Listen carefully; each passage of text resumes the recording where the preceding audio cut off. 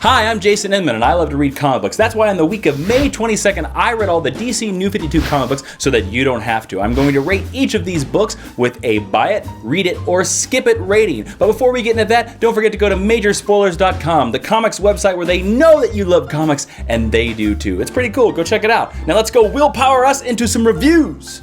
All-Star Western number 20.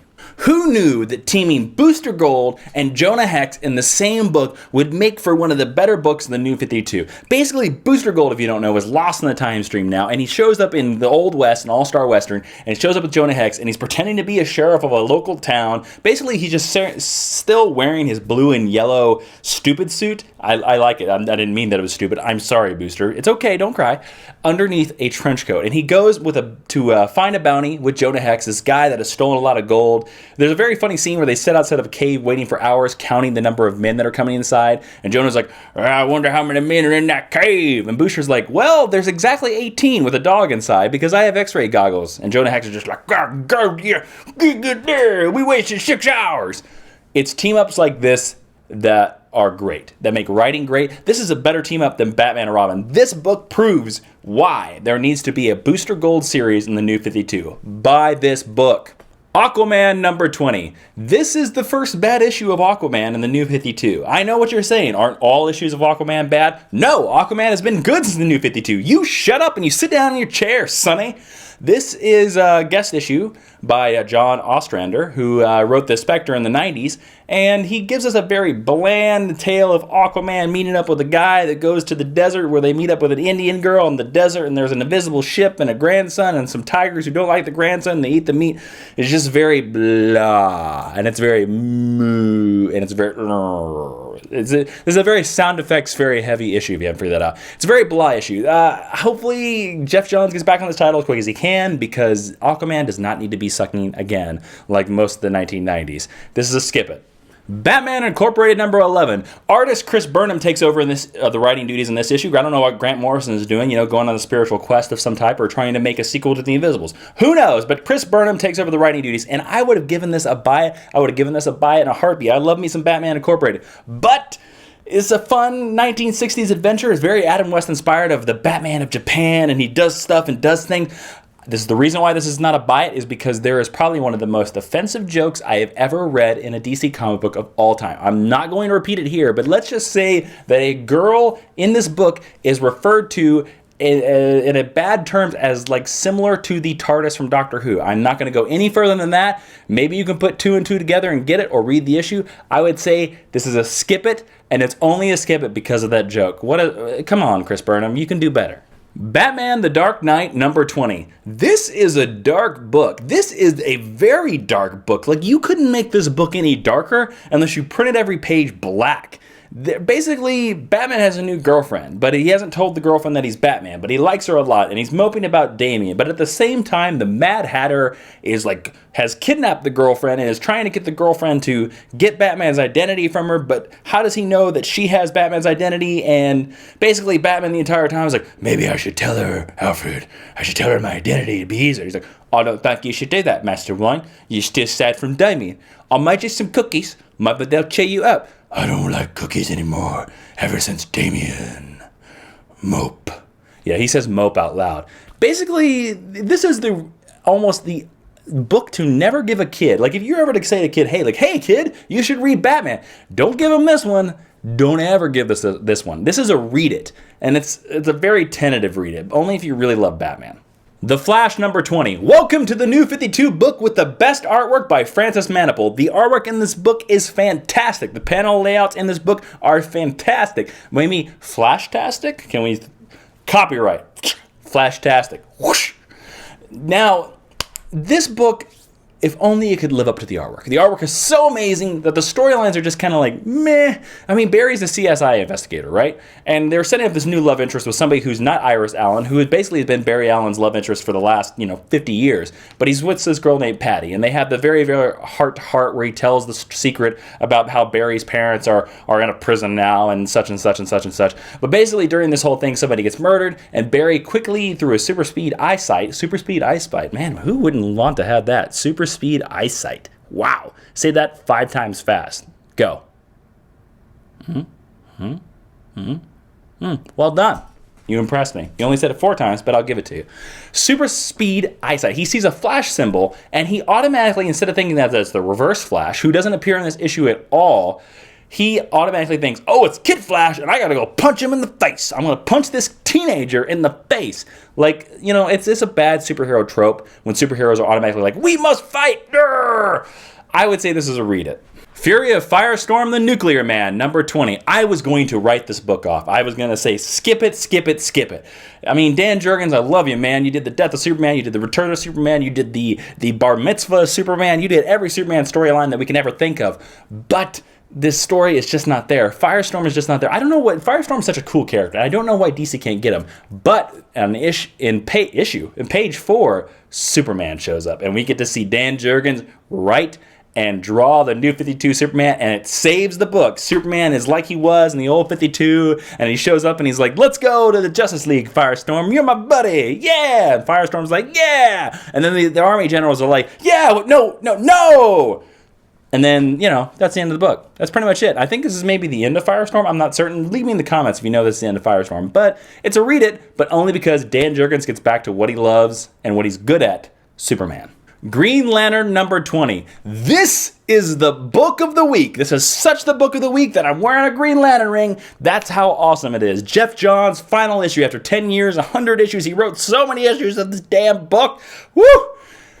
Green Lantern, he created all the different color cores. Now, it starts off with this stupid storyline of the Wrath of the First Lantern, which I won't even go into because he's quickly taken away. But this book is perfect. This book is so good, and it's such a good end to Jeff Johns' legacy that you could almost start at Green Lantern Rebirth and end with Green Lantern number 20 and never read another Green Lantern story. Now, I'm not saying you shouldn't read other Green Lantern stories. There are other Green Lantern stories by Ron Mars and Gil Kane and other people like that. But if this is such a bookend, this whole thing is bookended by this young lantern far, far in the future going to the archives and be like, tell me the story of the greatest Green Lantern ever, yip, yip, yip, hey! And the bookkeeper is like, well, of course, I'll tell you of Hal Jordan, the greatest Green Lantern of all time. And he's very English about it. He's very English about it because he wears a hood. Everyone knows the English wear hoods, of course. This book is fantastic. It is the best book that DC put out this week. It is brilliant. It is so good that I don't really want to spoil it. I'll give you a couple hints. Sinestro becomes Parallax. What? And something happens to the Guardians. Maybe they should start looking at tombstones. They should start pricing tombstones, if you know what I mean. This is the best book of the week, and this gives a solid clap to Jeff Johns for a brilliant run of Green Lantern. Well done, sir. Buy this book. Green Lantern New Guardians number 20. Who knew that you could have 2 Green Lantern comic books with 2 happy endings and they both could be awesome? What? This is insane. This is basically Kyle Rayner's book. Kyle Rayner has been studying the emotional spectrum. He's now a White Lantern and he can control the powers. And it's basically him taking a retrospective off the events of Green Lantern 20, Jeff Johns' conclusion. And he checks in with the other core. He's like, oh, hey, Blue, how you doing? You're still blue. Okay, yellow, you're still yellow. Green, you're still green. Yeah. And it kind of ends with a nice little touch. And you see Ganthet, who gave Kyle his ring, admires Kyle from afar and is very proud of his son. But Ganthet's going to go do his Ganthet thing, whatever his Ganthet thing is. I think it's going to baseball games. Who knows? This is almost a conclusion to the character of Kyle Rayner. It's very interesting that with the trade-off to the Green Lantern teams that they're doing these conclusions. And if you're a Kyle Rayner fan, you need to pick up this book. For me, I'm a Kyle Rayner fan. I love the guy. This is a buy it. Justice League number 20. I love the new 52 Justice League, and I hate it. Because there is so much stuff in this 5-year later thing that they haven't even explained that I don't know what the hell is going on at any moment. I mean, this storyline is basically Despero shows up, but we learned that Despero has fought the team before, but we haven't seen it because it's the new 52 and everything's new. We haven't seen it yet, Jeff Johns. And there's a new Adam who's a girl. Where's Ray Palmer? And then there's a Element Lad who we haven't seen since Flashpoint. And then Martian Manhunter was part of the team, but now he's not part of the team, and now he's an enemy of the team, but he shows up anyway, and he saves the day, and he beats Despero to crap, and he just pretty much just like, don't tell Superman I was here. And it has such cool ideas, but I don't know what's going on. I wish, this is a read it. This is a very tentative read it. If you like popcorn action movies, then read it.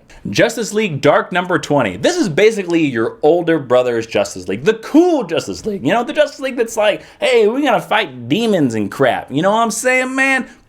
Superheroes and spandex, that for other people. Over here, we gotta fight zombies and demons. Yeah. Basically, zombies and stuff and crazy things are going on in New York. And John Constantine, however you want to pronounce it, I don't know, is in trouble. Frankenstein's in trouble. He's in the team now. Deadman's in trouble. And the Flash shows up and kind of saves their day. And John Constantine is kind of like, what are you doing here, Flash? We don't want you. And then he proves his worth to the team. And then at the very end, you learn that Madame Xanadu has a son who is causing all this rigmarole. This is a great book. It's very fun if you like magic, supernatural stuff.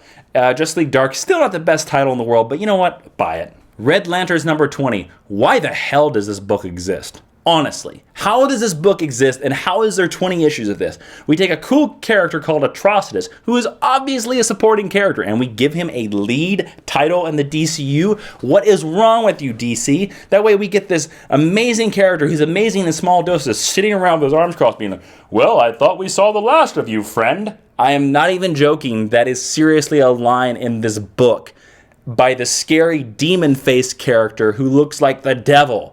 What happened? Skip it. Savage Hawkman number 20. Hey, who wants to read a book where Hawkman gets a brand new suit with the color of red and then joins the Justice League of America with his other pals? Nobody? I'm with you. Skip it.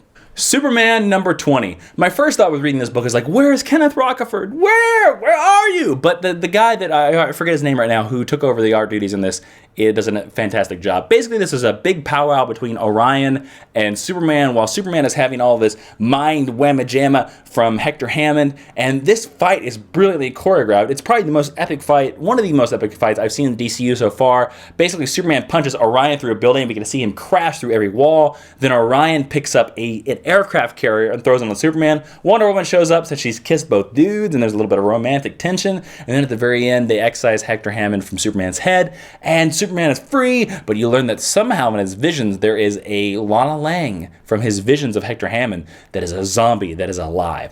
This is a cool book. It's not so good that they got rid of the villain very quickly, but there's enough cool ideas in here that there is a lot in this book. And if you're a Superman fan and you are not reading Superman right now, you are wrong. This is a buy it. Talon number 8. Hey, remember that Court of Owls storyline? You know, the spooky one at Batman where all these spooky people with owl masks showed up and they were kind of cool because they were spooky and you hardly ever saw them? Yeah, well, they show up every issue and now they're lame. That's Talon number 8. Skip it. Teen Titans number 20. Whew. Eddie Barrows can draw. Man, can he draw a book. Woo! Pretty girls, pretty boys. Just like pretty skies and pretty buildings. He can draw. Now, this book is centered around Trigon, and this book is centered around Raven. And I've never been a fan of Trigon, I've never been a fan of Raven, and I've never been a fan of teen psychics who fight demons. So that's why I think this book is kind of lost on me. The art is fantastic, but I'm just not a Raven and a Trigon fan. So for me, this is a skip it. If you like Trigon, then buy it. I don't know. But I say skip it. And that's all the DC comic books of May 22nd. As always, go to majorspoilers.com. You have an amazing podcast. They have an amazing retro reviews. You know, they love comics over there, and we do too. That's their slogan, and they're an amazing site. As always, like, favorite, and please share this video. If you got some friends who want to know what comic books to read, or you want to know what comic books you should buy, share this video. That's how this video is going to get more views. That's how this video is going to help you comic book fans out. I'm a comic book fan. You're a comic book fan. Let's help each other out. As always, comment below so that next week you decide what I review. If you want me to review Image Comics or Indie Comics, you best to get your friends to comment below because DC has won 2 weeks in a row now, and I should review some other stuff besides DC. I love me some DC, but let's review some other stuff. There's plenty of other companies out there, you know what I'm saying? I'm open to doing any of them. All right, thank you for watching. As always, I'm Jason Inman. Be seeing you. Oh, there he is. We should have done that together. That would have been a great movie. Look, it's him over there. I found him. That's the shortest movie ever. Let's go to the pub.